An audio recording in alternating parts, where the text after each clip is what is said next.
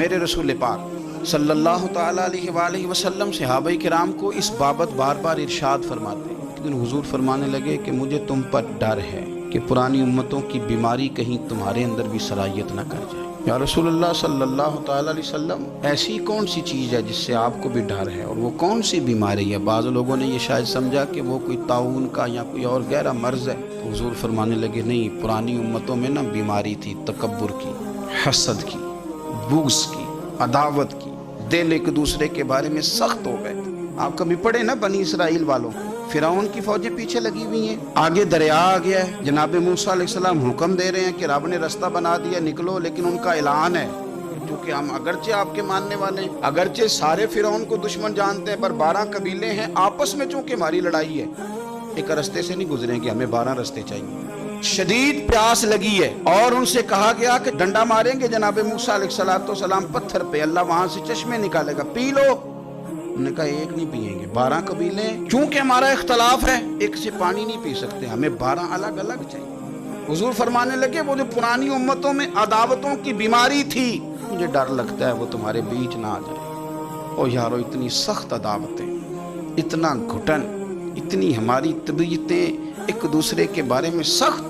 آپ کبھی لوگوں کا لب و لہجہ محسوس کریں، جب وہ کسی کے خلاف گفتگو کر رہے ہوتے ہیں تو ایسے محسوس ہوتا ہے کہ وہ تو شخص شاید مار دینا چاہیے، اتنا برا ہے۔ تھوڑی سی اختلاف رائے کو اتنی شدت کی عداوت بنا لینا۔ کئی اللہ والے چھپ گئے، بہت سارے رب کریم کے بندے تھے جو دنیا چھوڑ کے کونوں میں لگ گئے، انہوں نے کہا وہ نہیں گزارا ہوتا ہو بھائی۔ میں کسی کمزور آدمی کی بات نہیں کرنے لگا، ایک دلیر آدمی، حسبن نسبن اخلاقن مروتن، ہر تعلق سے شانوں والے، حضرت امام جعفر صادق رضی اللہ تعالیٰ، اتنے بڑے آدمی کہ امام اعظم ابو حنیفہ جیسے لوگ کہتے ہیں کہ اگر 2 سال امام جعفر صادق کے پاس نہ رہتا تو ابو حنیفہ ہلاک ہو جاتا۔ امام جعفر صادق تربیت جب کی تو کن کی امام اعظم کی، حضرت داؤد طائی کی، جناب سفیان ثوری کی، اور شاہ فرید الدین عطار فرماتے ہیں آخری عمر میں امام جعفر صادق نہ حجرے میں بند ہو گئے تھے، باہر نہیں آتے تھے، بس اسی کسی دے کچھ نہیں جلاتے تے نہ کوئی ساڈا دردی حجرے میں۔ ایک دن حضرت سفیان ثوری نے منت کیا کہ ان کے بچوں کی، خدام کی، کہ حضرت سے کہو میں پرانا نوکر ہوں، مجھے تھوڑی زیارت کا موقع مل جائے، میری تو آنکھیں ترس گئی،